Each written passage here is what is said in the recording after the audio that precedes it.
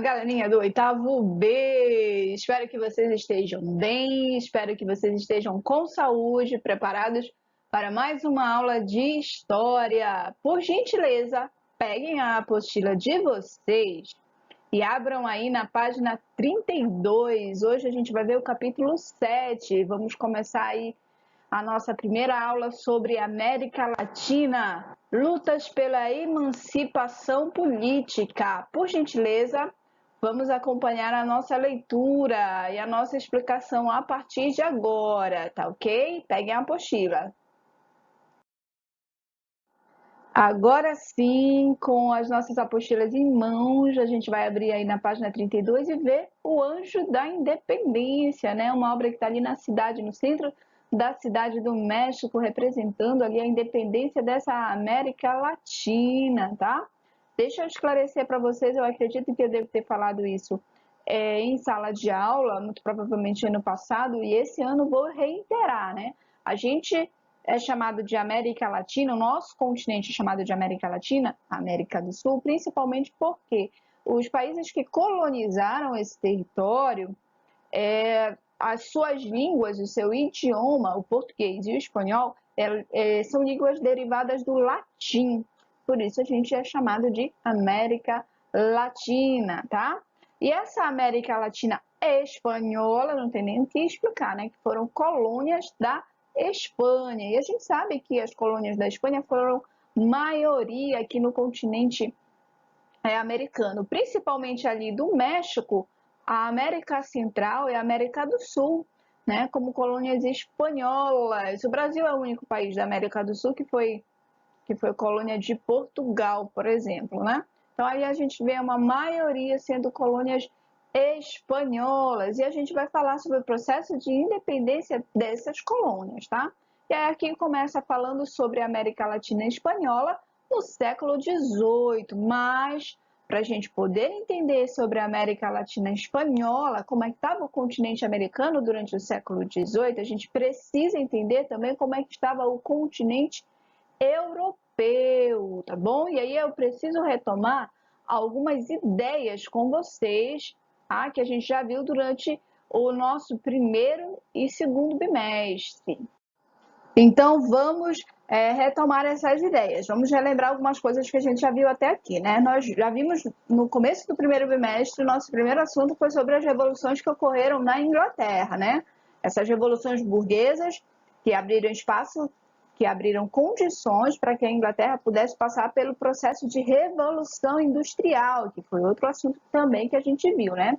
E aí a gente precisa relembrar esse processo de revolução industrial porque a Inglaterra ela vai ser elevada a um outro nível de administração política e econômica, tá bom? Que vai abrir novos interesses para a Inglaterra, interesses principalmente em matérias-primas e em mercados consumidores para os seus produtos que estavam ali passando por essa industrialização e que precisavam de mercado para poder expandir aí e vender cada vez mais produtos, né? Estamos falando aí da Inglaterra, tá? E aí a gente também tem, no contexto da Europa, ali do século XVIII, as ideias iluministas, que a gente também debateu sobre essas ideias de liberdade, de igualdade, né?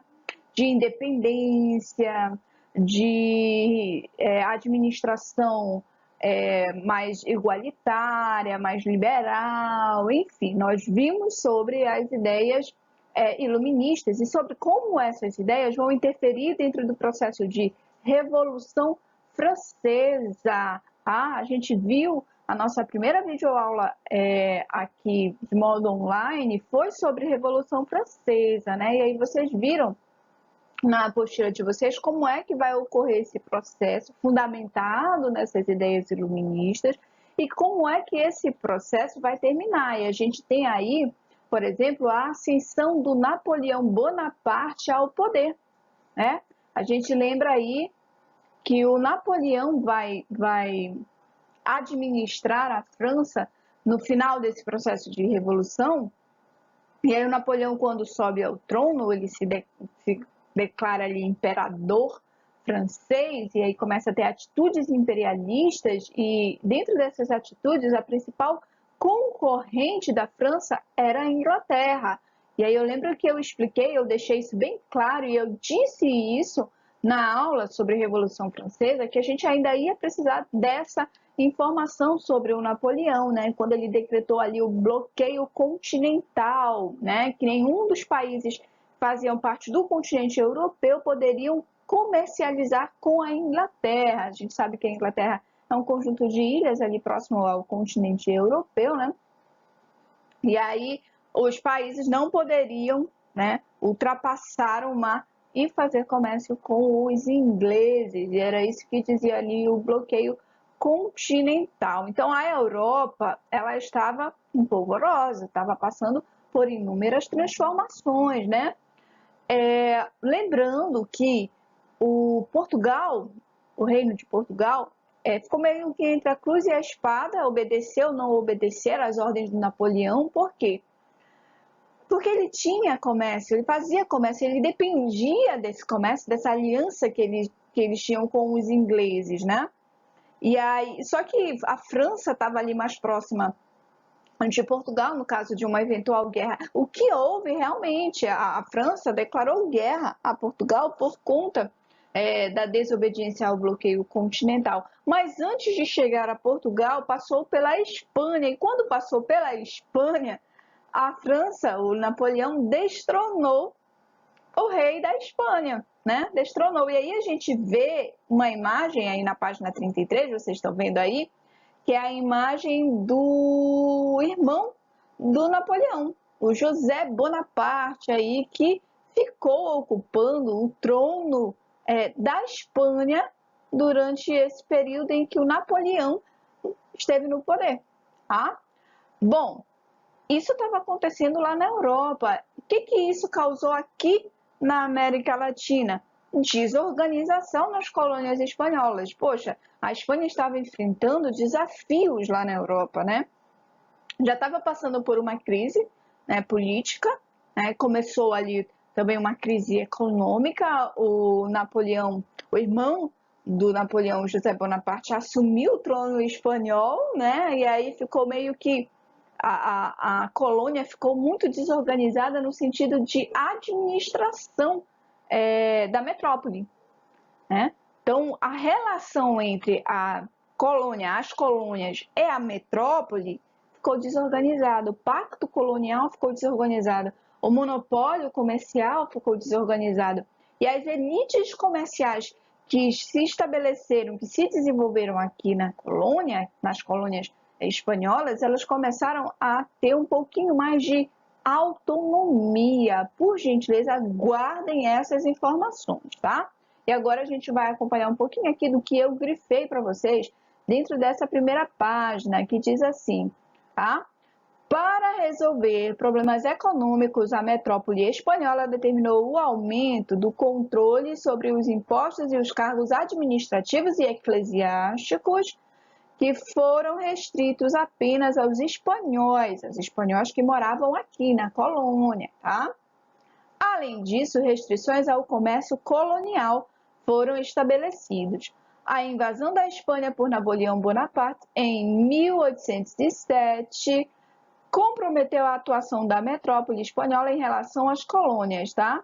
Com a atenção espanhola voltada para o cenário europeu, os colonos da América experimentaram uma certa independência política e econômica, o que contribuiu para a formação de movimentos em busca da independência. Como a Espanha estava lá com problemas dentro do seu território, problemas políticos e econômicos, a situação aqui na colônia, nas colônias, se diferenciou, né?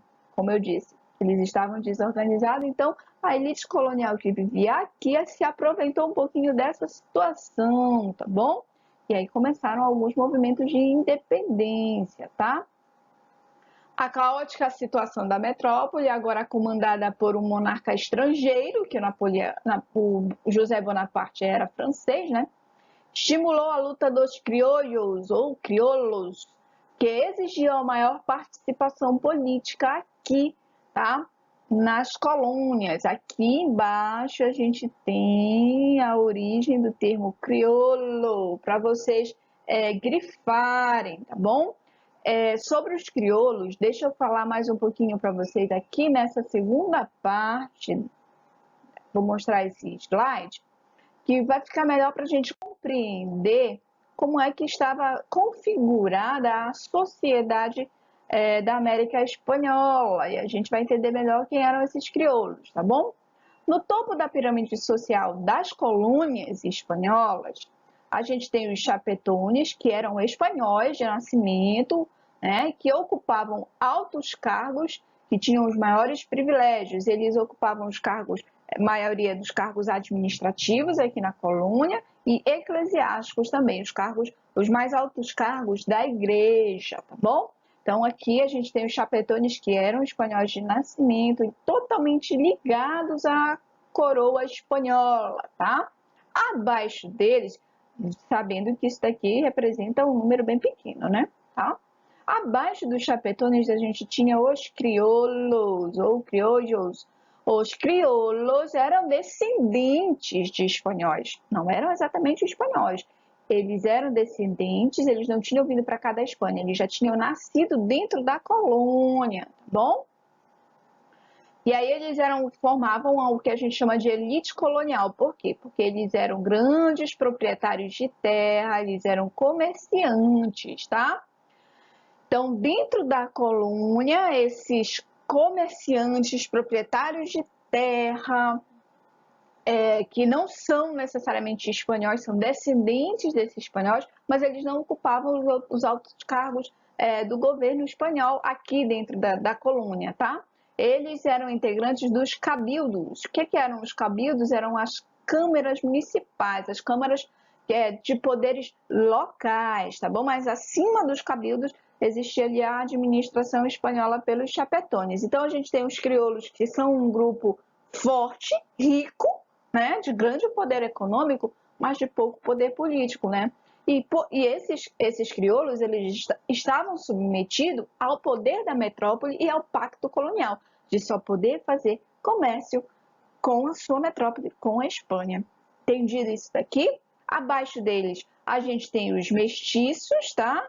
Frutos aí da mistura de espanhóis com indígenas, de europeus, indígenas e negros, né, africanos que já estavam presentes aqui. E abaixo deles a gente tem os indígenas, os índios e os negros, que eram discriminados e explorados e formavam a principal mão de obra, principalmente nos latifúndios e nas minas. Lembrando que a maioria aí era composta de escravizados, tá bom? Então a gente já entendeu como é que estava configurada essa sociedade da América Espanhola, quem eram os crioulos, porque eles vão ter um papel decisivo dentro desse processo de emancipação da América Espanhola. Tudo bem até aqui?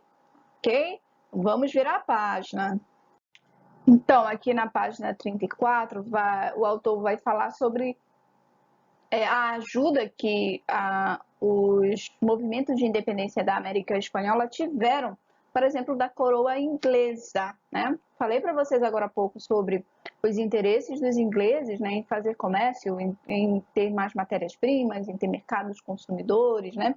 E aí, como as colônias elas eram subordinadas somente às suas metrópoles, só podiam fazer comércio com as suas metrópoles, a Inglaterra havia ali um empecilho. Aí olha que esse parágrafo é importante porque vai ajudar vocês a responderem algumas questões lá na frente. Diz assim: os comerciantes e industriais ingleses desejavam que as colônias espanholas ficassem isentas das imposições do Pacto Colonial para comercializar seus produtos livremente, contribuindo para o processo de independência da América Espanhola.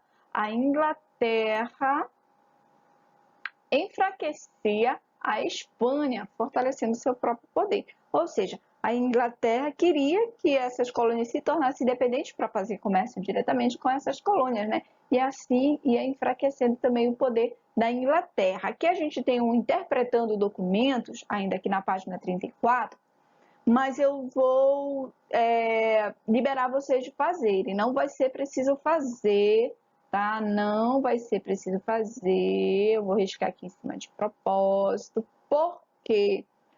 Porque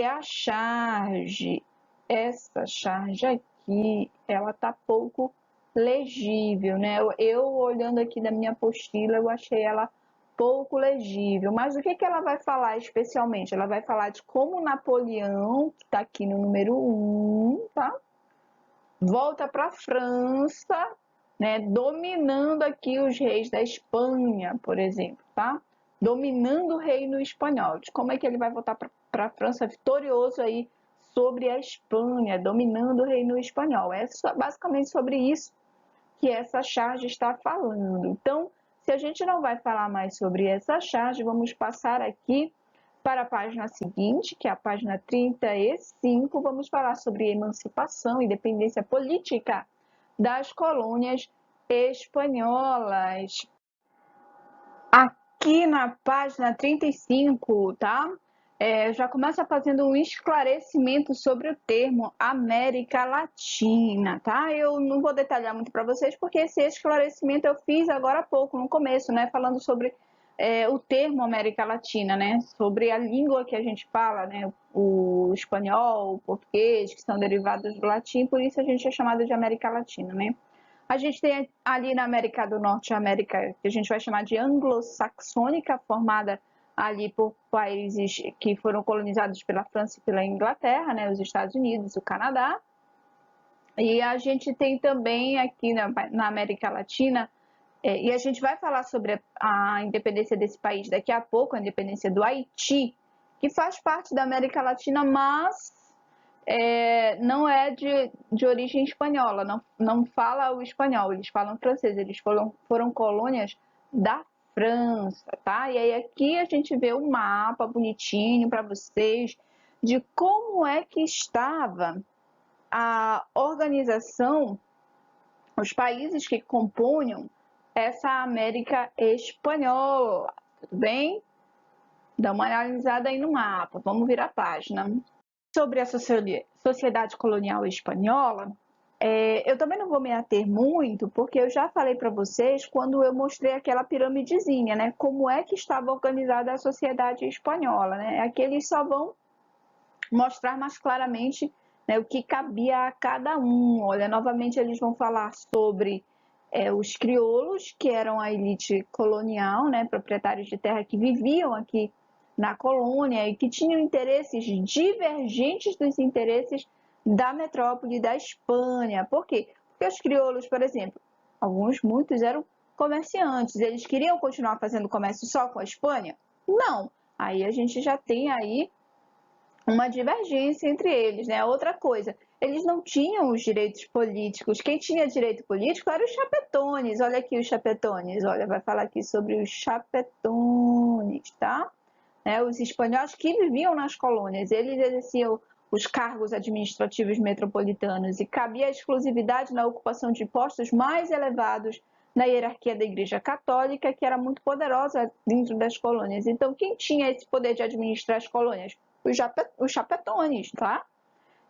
Mas os crioulos, que eram uma classe rica, também queriam ter essa participação política, né? Ele era o grupo social dominante, mas eles não tinham poder na política, tá? Grifem aí tudo que a gente está grifando aqui para vocês. E perdoe a minha coordenação motora. Meu Deus do céu. Acompanhe aí na apostila, tá bom? Então, isso eu já deixei claro para vocês, tá bom? Tem uma pesquisa aqui embaixo, mas que não é preciso fazer, tá? Não é preciso fazer.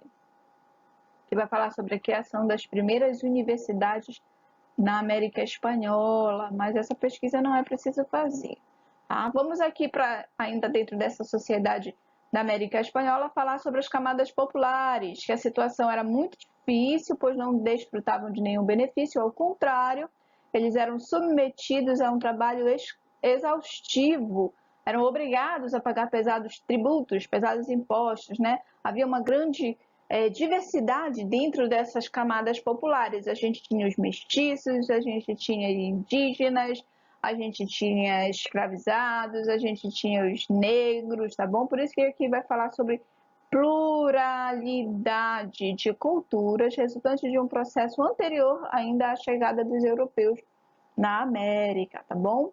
Aqui, no ano passado, lembra que a gente estudou as sociedades mesoamericanas, as sociedades pré-colombianas, né? A gente estudou os maias, os astecas, os incas, tá? É importante a gente estar relembrando disso. Então, já havia uma estrutura, já havia uma diversidade cultural e social muito grande aqui na América Espanhola antes da chegada dos europeus, tá bom? Antes da invasão europeia. Nós já estudamos a sociedade colonial espanhola, era formada por uma elite composta pelos administradores espanhóis, os chapetones lá no topo, relembrando, pelos crioulos, que eram os filhos de espanhóis, mas que eram nascidos nas colônias, os grandes comerciantes, proprietários de terra, né? As camadas populares incluíam camponeses, artesãos, escravizados africanos, além de um grande contingente de indígenas e mestiços que eram submetidos ao trabalho compulsório nas minas de prata e na agricultura, ok? E aqui, no final da página, a gente vai falar sobre as elites e os processos de independência, mas isso eu vou falar para vocês só na nossa próxima aula, tá ok? Então, até a próxima, até daqui a pouco.